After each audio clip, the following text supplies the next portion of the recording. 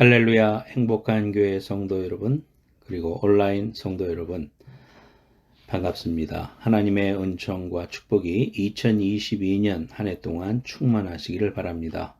금년 한 해 행복한 교회 표어는 말씀으로 무장하여 기도로 승리하는 교회, 디모데전서 4장 5절 말씀입니다.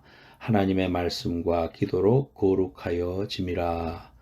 귀한 표어로 한 해 동안 우리가 말씀과 기도에 전념하고 또 하나님이 주신 귀한 사명을 잘 감당하는 한 해가 되도록 노력하겠습니다. 오늘 온라인 예배로 하나님 앞에 드리게 되었습니다. 함께 기도하겠습니다. 하나님 아버지 감사드립니다. 2022년이 우리에게 열렸습니다. 하나님 감사드립니다. 참으로 하나님께서 주신 귀한 시간들, 하나님이 행하시지 않으면 아무것도 할 수 없는 저희들임을 철저하게 고백합니다. 금년 한 해 동안 하나님 저희들의 삶을 인도하여 주시옵소서. 하나님이 기뻐 받으실 만한 사람으로 잘 훈련되어지게 하시고 세월을 아끼며 하나님이 주시는 귀한 사명을 위하여 성령 충만할 수 있도록 복 내려 주옵소서. 무엇보다도 예배하는 일에 최선을 다하게 하시고 하나님이 기뻐 받으실 만한 영적으로 신령과 진정으로 예배하는 저희들 될 수 있도록 하나님 축복해 주시옵소서. 오늘도 하나님 앞에 귀한 예배 드립니다. 하나님 아버지 흠양하여 주시고 하늘의 신령한 은혜와 땅의 기름진 복으로 복 내려 주시옵소서. 시종을 주님 앞에 의탁하옵고 예수님의 거룩하신 이름으로 감사하며 기도하옵나이다. 아멘. 하나님 말씀 봉독하겠습니다. 디모데전서 4장 1절부터 10절입니다. 신약 성경 디모데전서 4장 1절부터 10절 말씀, 페이지로는 340페이지가 되겠습니다. 디모데전서 4장 1절 말씀입니다. 봉독하겠습니다.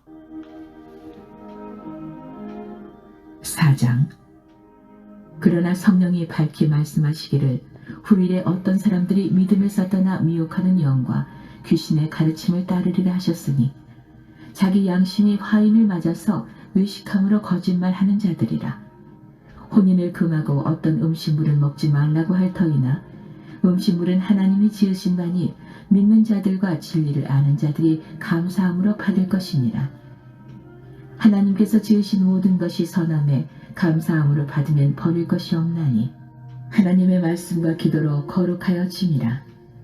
내가 이것으로 형제를 깨우치면 그리스도 예수의 좋은 일꾼이 되어 믿음의 말씀과 내가 따르는 좋은 교훈으로 양육을 받으리라. 망령되고 허탄한 신화를 버리고 경건에 이르도록 내 자신을 연단하라. 육체의 연단은 약간의 유익이 있으나 경건은 범사에 유익하니 금생과 내생의 약속이 있느니라. mit보다 이 말이여 모든 사람들이 받을만 하도다. 이를 위하여 우리가 수고하고 힘쓰는 것은 우리 소망을 살아계신 하나님께 두미니 곧 모든 사람 특히 믿는 자들의 구주시라. 아멘. 오늘 디모데전서 4장 1절부터 10절 말씀을 가지고 하나님의 말씀과 기도로 거룩하여 짐이라 라는 제목으로 하나님 말씀 증거하겠습니다. 자전거 바퀴가 두 개지요. 우리 신앙생활에도 두 개의 축이 있다고 할 수 있습니다.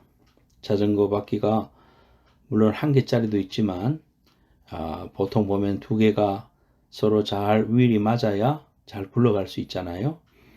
내 신앙을 지탱하는 중요한 축이 두 가지가 있습니다. 내 신앙이 살아있는 신앙이 되고 또 바로 세워진 신앙이 되려면은 두 가지가 다 잘 이렇게 아름답게 세워져야 됩니다. 그것은 바로 말씀이고 기도입니다. 오늘 말씀에도 하나님의 말씀과 기도로 거룩하여진다 그렇게 말하고 있습니다. 신앙과 우리의 생활이 함께 설 수 있는 가장 중요한 기반이 뭐냐? 그것은 말씀과 기도다. 그렇게 말하고 있습니다. 오늘 말씀에 보면 1절 말씀은 어떤 사람은 믿음에서 떠나 미혹하는 영과 귀신의 가르침을 따르는 사람들이 있다. 그렇게 말하고 있습니다. 또 양심이 화인을 맞아서 외식하고 거짓말하는 그러한 사람들이 있더라. 믿는 이 초대교회의 사람들이 그러한 사람들이 있다고 사도 바울은 디모데에게 편지를 보내면서 이렇게 말하고 있는 것입니다. 이런 사람들은 교회 안에 있지만 그러나 공동체를 어지럽히고 또 기독교를 욕먹이고 또 교회를 아주 힘들게 하는 이러한 일들을 할 수가 있습니다. 이런 사람들이 그러면 어떻게 거룩해질 수 있느냐? 그것은 하나님의 말씀과 기도로 거룩해진다. 4장 5절에 그렇게 말하고 있습니다. 어리고 연약한 형제를 깨우치고 양육을 받게 해서 예수의 좋은 일꾼이 되게 하는 것, 그것은 바로 말씀으로 가능하다. 그렇게 말하고 있습니다. 6절에 네가 이것으로, 무엇으로? 말씀과 기도로 형제를 깨우치면 그리스도 예수의 좋은 일꾼이 되어 믿음의 말씀과 네가 따르는 좋은 교훈으로 양육을 받을 것이다. 그랬습니다. 그래서 이러한 우리의 삶 가운데 성숙되고 하나님이 기뻐 받으시는 삶으로 성장하기 위해서는 금년 한 해에 저희들이 말씀으로 무장해서 기도로 승리하는 교회가 되자. 저렇게 표를 정했습니다. 사도행전 6장에도 가보면요. 히브리파 유대인과 헬라파 유대인 사이에 구제하는 문제로 인해서 갈등이 있었습니다. 그래서 누구를 먼저 구제할 것인가를 가지고 서로 그 문제로 인해서 여러 가지로 갈등이 있고 의견이 나뉘고 교회가 어지러웠어요. 그래서 사도들이 그 말을 듣고는 두 가지 처방을 내립니다. 첫째는 7 집사를 세웁니다. 그래서 구제와 봉쇄를 위해서 섬길 만한 초대교회 7 집사를 세워서 사역을 분담시킵니다. 두 번째로는 사도들은 오로지 이제 말씀과 기도 사역에 전무합니다. 사도행전 6장 3절 4절에 형제들아 너희 가운데서 성령과 지혜가 충만하여 칭찬받는 사람 7을 택하라.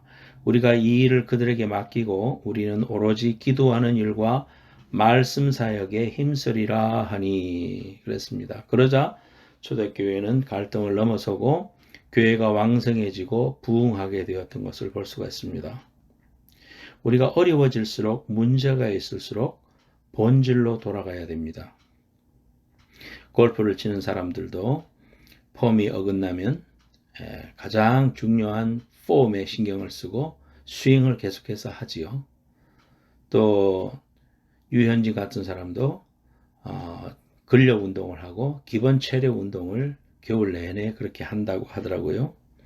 송창식 같은 분들도 뭐 기타를 얼마나 잘 칩니까? 그런데도 스트로크 연습만 1시간 동안 한다고 그러더라고요.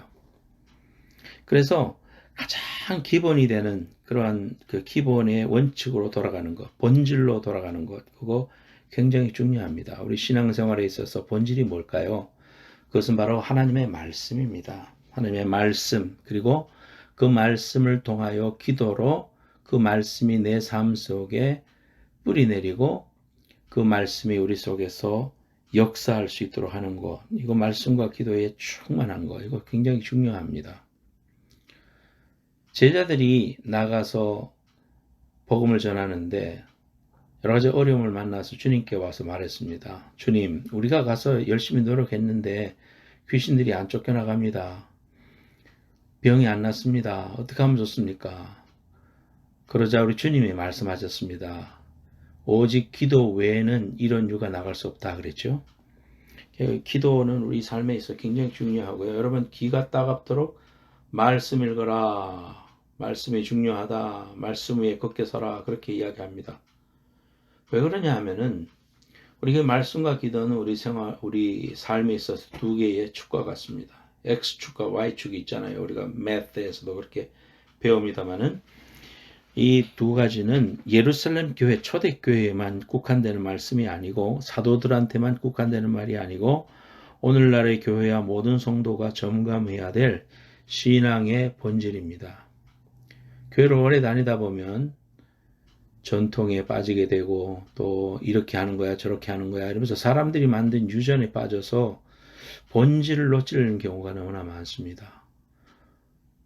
저처럼 그 모태신앙으로 켰던 사람들도 성경을 너 몇 번 읽었냐 했을 때 성경에 대해서 알기는 많이 알고 듣기는 많이 들었는데도 하나님 앞에 기본적인 경건 생활과 말씀 중심의 신앙생활에 훈련을 받지 못하고 그냥 교회만 다니는 그러한 본질을 잊어버린 그러한 껍데기만 가진 신앙이 되기가 쉽더라 이겁니다. 여러분들이 신앙 연조가 쌓이고 이제 또 한 해가 열렸는데요. 금년 한 해에 가장 중요한 본질에 집중하는 저와 여러분들 되셔서 금년 한 해가 정말 하나님과 가까워지고 하나님의 음성을 듣고 주님이 기뻐 받으시는 사람으로 세워지는 우리 신앙의 투축이 든든해지는 축복이 함께 하시기를 예수님의 이름으로 축원합니다. 첫째로 하나님의 말씀 봅시다. 디모데전서 4장 5절 하나님의 말씀과 기도로 거룩하여 지면이라 그랬습니다. 우리의 신앙은 말씀 위에 서야 되지요. 말씀 위에 굳게 서리라. 이 말씀 위에 세우는 것은 우리 신앙의 기초를 넣는 것을 말합니다. 건물에 있어서 가장 중요한 것은 이 기초인데 기초가 바로 말씀이다. 그겁니다. 예수님이 광야에서 40일을 금식하셨지요. 얼마나 배가 고프면은 정말 세상에 눈에 보이는 게 없잖아요. 예수님 40일을 굶으셨는데 이 돌들로 떡을 만들어라. 시험거리가 되고 말고요. 육신을 가지셨으니까요. 저도 대학생 때 신년 원단 금식 기도회 해가지고요. 대학생들이 기도원에 가서 금식하면서 기도하고 집회하고 그렇게 했는데요. 어느 날 앉아서 이렇게 강대상에서 말씀을 전하시는 간사님을 쳐다보고 있는데요. 왼쪽에서 오른쪽으로 통닭이 쑥 지나가는 겁니다. 그리고 내가 좋아하는 만둣국이 쑥 지나가는 겁니다. 이야, 정말 그 눈에 선합니다. 제가 그 다음날 찬양 인도를 하면서 찬양을 한 곡 한 형제 자매들한테 조크를 했어요. 여러분 왜 그렇게 찬송 소리가 작습니까? 아침도 안 먹었습니까? 그러면서 다 웃었던 기억이 납니다. 근데 우리 주님이 뭐라고 말씀하셨어요? 마태복음 4장 4절에 예수께서 대답하여 이르시되 기록되었으되 사람이 떡으로만 살 것이 아니요 하나님의 입으로 나오는 모든 말씀으로 살 것이다. 육신의 욕구가 지나치면은요, 이 진리는 멀게 보이고 눈앞에 있는 것이 눈에 크게 보입니다. 그래서 빵에 눈이 멀면 말씀은 눈에 들어오지 않게 됩니다. 빵 문제에 급급하다 보면 신앙을 잃어버려요.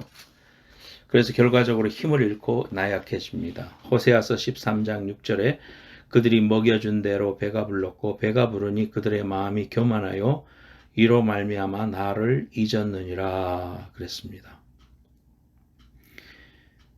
영적으로 이로운가 해로운가의 문제가 아니라 돈이 되느냐 안 되느냐로 판단하게 됩니다. 판단의 기준이 말씀이 아니라 돈이 되는 겁니다. 이게 이제 성도의 타락입니다. 말씀보다 빵이 우선이고 판단과 선택의 기준이 말씀이 안 되고 빵이 가장 우선되더라 이겁니다. 한국에 있는 신학교 동기생 목사님이 위암 초기에 걸렸다. 그런 이야기를 내가 들었어요.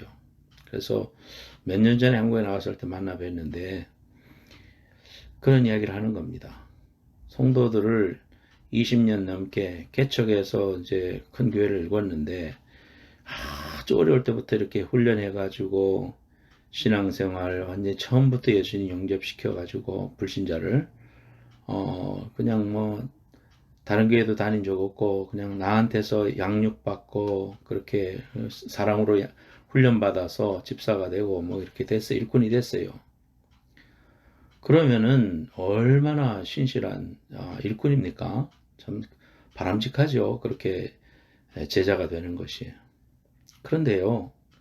교회의 여러 가지 일로 인해 가지고 개인의 어떤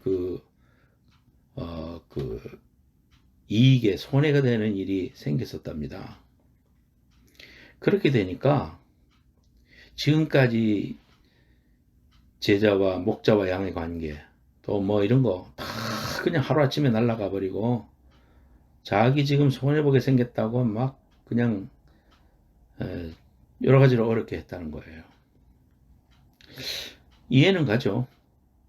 금전적인 손실이 오거나 또는 여러 가지 불리한 상황이 생기게 됐다. 그러니까 그거를 이제 따지게 되고 또 자기 것을 찾으려고 하는 마음은 이해가 되지만 우리가 성도로서 교회에 분란이 되고 또 어려움이 생기면 안 되잖아요. 하나님이 우리의 삶을 책임져 주시고 내가 신앙생활 열심히 하다가 또 다들 부시불식간에 그런 일부러 그런 것도 아니고 상황이 그렇게 돼서 교회적으로 어려움이 놓였는데 그러면은 함께 기도합시다. 하나님 또 선하게 인도해 주시겠지요.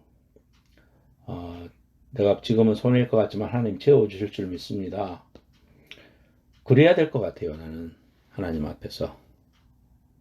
몰라요. 이제 목사님 입장에서만 이야기하는지는 모르겠어요. 그런데 그래도 그런 것이 성숙된 그리스도인이 아닐까요? 그런데 그냥 이전에 그런 목자와 양의 관계 오랫동안 몇십 년 동안 쌓아왔던 건 아무것도 아니고 돈 앞에서는 그냥 뭐 아무것도 없더라. 그러니까 이제 그런 거를 그 시험거리 그거는 뭐 둘째고 그 어떤 충격 이렇게 사랑으로 양육하고 정말 진리 안에서 이렇게 세웠다고 생각하는데 하루아침에 그러한 것들이 아무것도 아닌 것이 되니까 그로 말미암아서 담임 목사로서 가지는 여러 가지 스트레스와 또 마음의 슬픔 이런 것들이 병이 돼가지고 위암 초기에 놓여서 그래서 다행히 이제 회복이 됐습니다만은 그 일로 인해서 그냥 여러 가지로 건강성에 어려움이 왔었습니다. 정말 우리가 인생을 판단하고 내 삶의 기준이 뭐냐? 예수 믿기 전에는 뭐 가치관이 뭐 그런 거죠. 명예도 될 수 있고 돈도 될 수 있고 뭐 여러 가지 모든 것이 될 수 있지만 그러나 예수 믿고 나면 하나님의 말씀이 우리 삶의 기준이잖아요. 기준이 없을 때는 무엇이 우선인지 몰랐으니까 그럴 수도 있죠. 그러나 우리는 예수를 믿고 나면 달라집니다. 우리가 얼마나 판단력이 낮은지는요. 제가 어릴 때 1년에 한 번씩 서울에 가서 이모님 집에 가서 서울에 그 남산에 올라가면은 유경수 여사가 지었던 그 남산 어린이회관이라는 빌딩이 있어요. 지금도 있더만요. 근데 거기 가면은 이렇게 층층마다 어린이들을 위한 여러 가지 시설들을 잘 해놨어요. 그래서 거기 가는 게 서울 한번 가고 거기 가는 게 저한테는 큰 아주 외출이었습니다. 기대가 되고 막 편지를 보내고 며칠 몇 시 통일호차로 도착하니까 마중 나와라. 그래서 마중 나오고 정말 그렇게 했었습니다. 그래서 사촌 누님들하고 같이 거기도 가고 참 촌에서 자란 나는 서울 가서 그런 걸 보면서 여러 가지 눈도 깨이고 그랬어요. 그 남산의 그 어린이회관에 가면 제일 꼭대기층에 가면 돌아가요. 1시간에 한 번 이렇게 돌아가는 그런 음식점 같은 게 있었어요. 티도 마시고 하는데. 근데 나는 가서 이제 그 의자에 앉아서 아이스크림을 먹는데, 아니, 옆에 있는 벽이 돌아가는 겁니다. 벽이. 이제 나는 벽이 돌아간다 그러고, 창문이 돌아간다 그러고, 사촌 누님들은 아니야, 우리 의자 앉아있는 데가 돌아가. 서로 아주 열띤 공방을 벌였어요. 나는 확신을 가지고 벽이 돌아간다 그러고. 이게 뭐예요? 이 밑에 테이블이 돌아가는 거죠. 앉아있는 좌석 거기가 돌아가는 거였는데 그 어린 마음에 몰랐어요. 우리가 기준이 없으면 그렇게 돼요.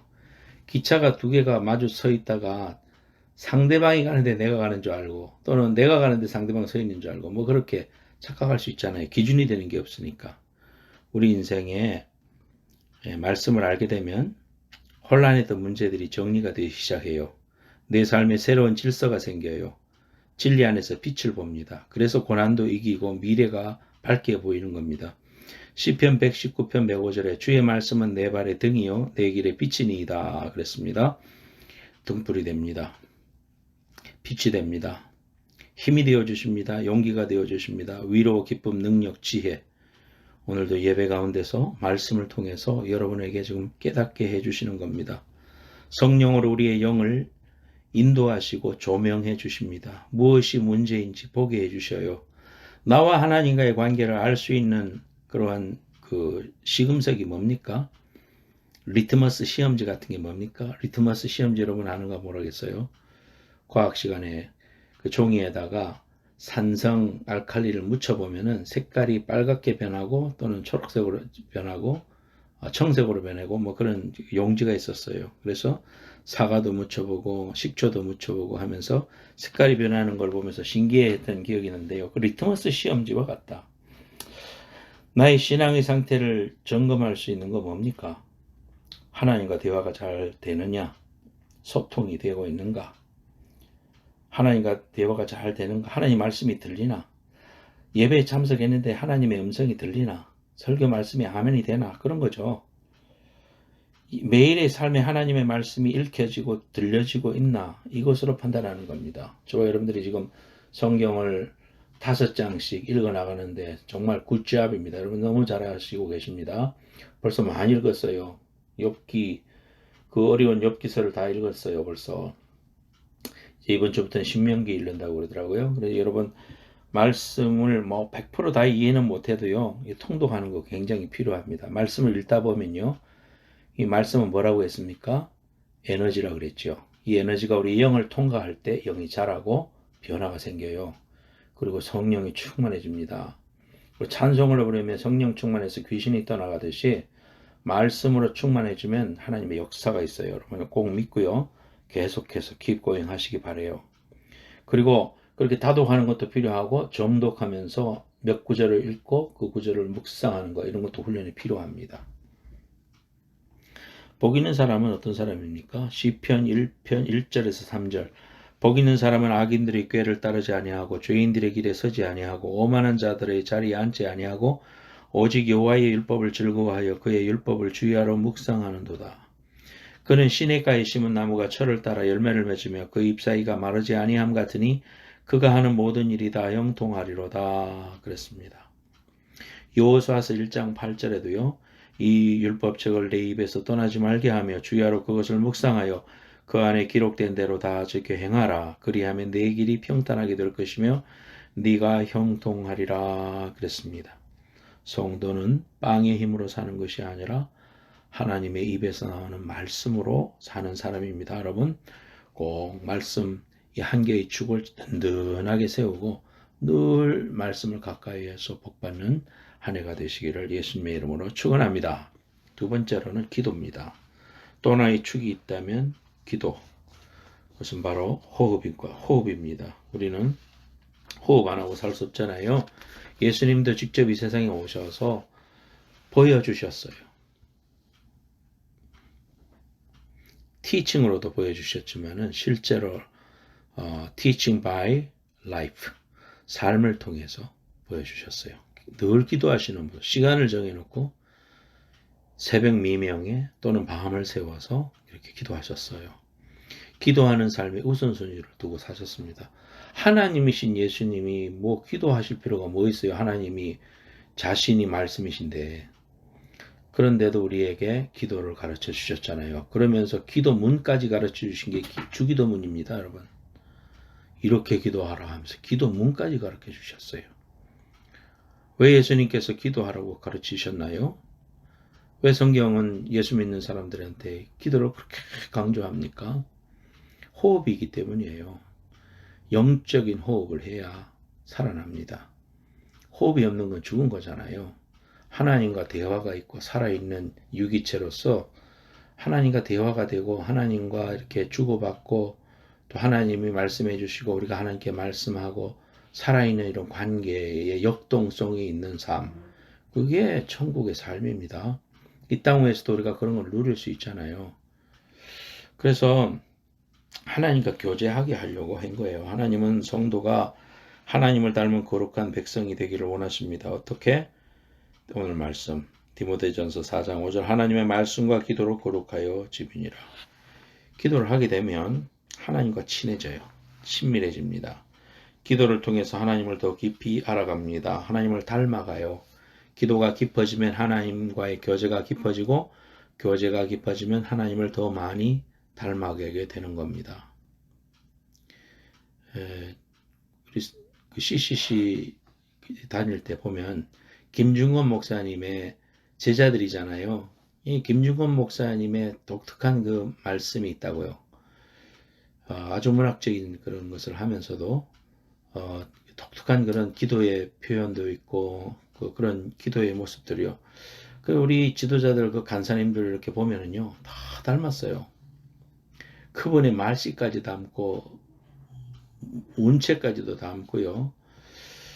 그런 그 닮아지는 게 있더라고요.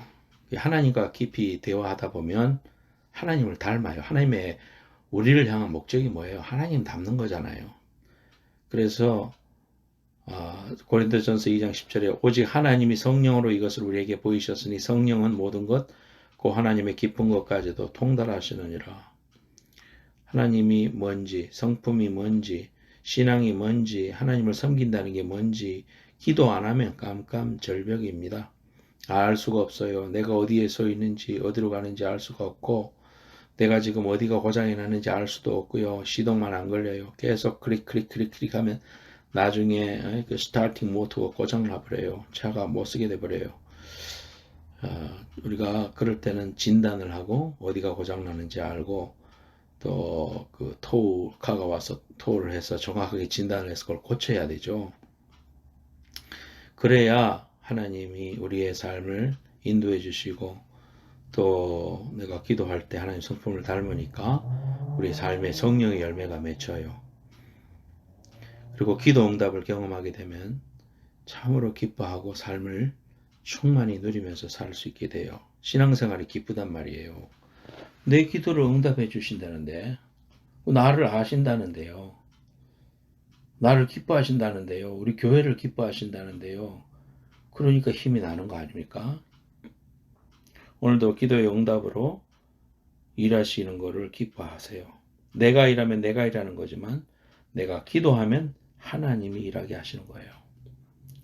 기도는 하나님의 능력이 흐르게 하는 통로입니다.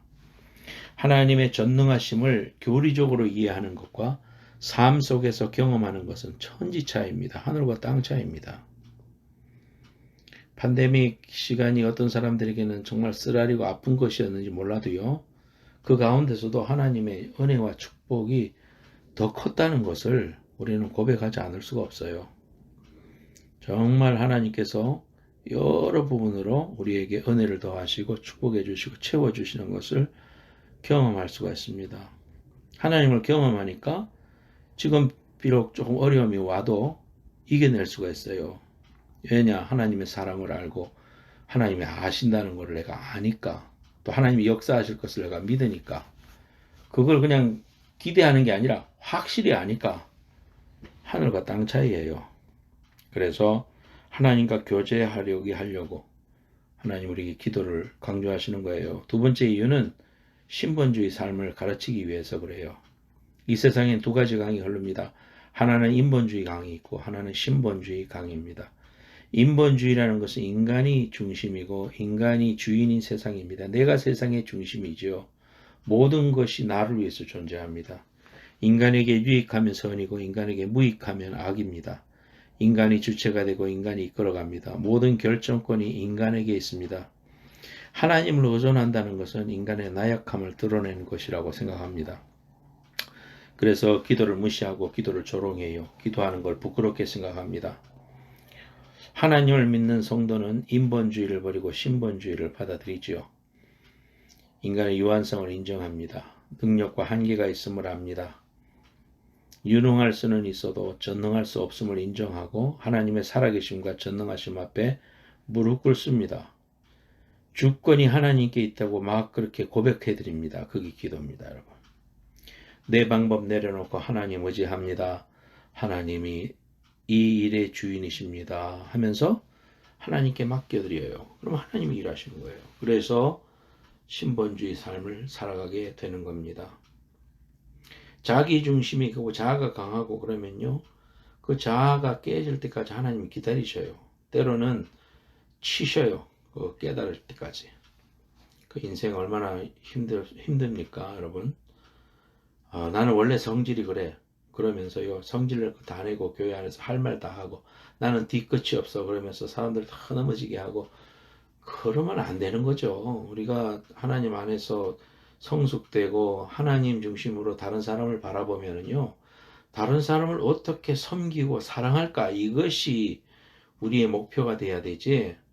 내 있는 거 그대로 다 들으려고 나는 내 말 할 거 다 하고 네가 다 이해해라.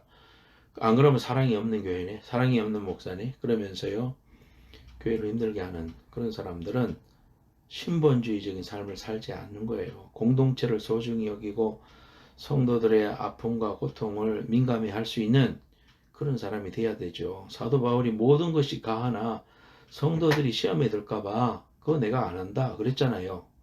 그러니까 우리가 그러한 태도를 가져야 됩니다.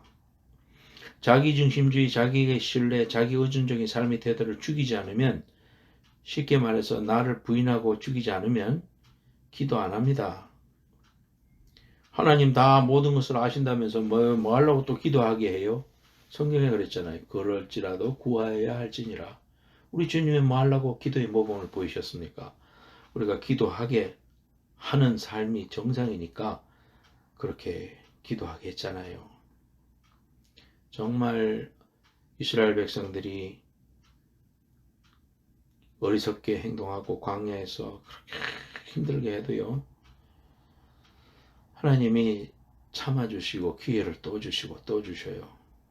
그러면서 정말 끝까지 사랑하시고 적합거리는 가나안 땅으로 인도해 주시는 것을 봅니다. 사랑하는 여러분, 우리가 왜 기도합니까? 하나님과 교제하고 하나님 닮으려고. 두 번째로는 신본주의적인 삶을 가르치시기 위해서 기도하게 하셨어요.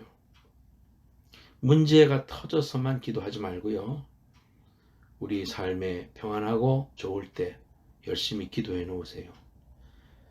정말 어려움이 생겼을 때 지금 기도해 있는 것이 큰 힘이 되고 능력이 됩니다. 여러분, 일할 수 없는 밤이 속히 오리라. 하나님의 귀한 시간 2022년 우리에게 허락됐지만은 2022년이 우리에게 있어서 마지막 해일런지 아니면 더 있을런지 우리는 알 수가 없어요. 그러므로 하나님 잘 믿읍시다. 금년 한 해에도 정직하게 하나님 앞에 신앙생활 합시다. 그리고 본질로 돌아갑시다. 말씀과 기도. 그 외에는 여러분, 그 본질이 아니에요. 다른 거 다 그냥 가볍게 생각하시고, 말씀과 기도에 내가 전념하리라. 그래서 내가 반드시 하나님 앞에 내가 변화되는 삶을 살리라. 그리고 사랑하며 살리라. 섬기며 살리라. 주님의 심령을 가지고 살리라. 죽어가는 영혼을 불쌍히 여기셨던 십자가까지 주셨던 예수님의 마음을 가지고 선교적인 사명을 가지고 살리라. 이렇게 결단하는 여러분들 되시길 바랍니다. 하영조 목사님 책에 이런 이야기 나와요. 언젠가 선교사님들의 사역과 삶에 대한 간증을 들었습니다.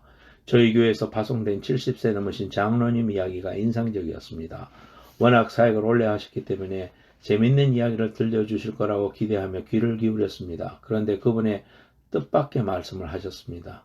제 나이가 올해로 70이 넘었습니다.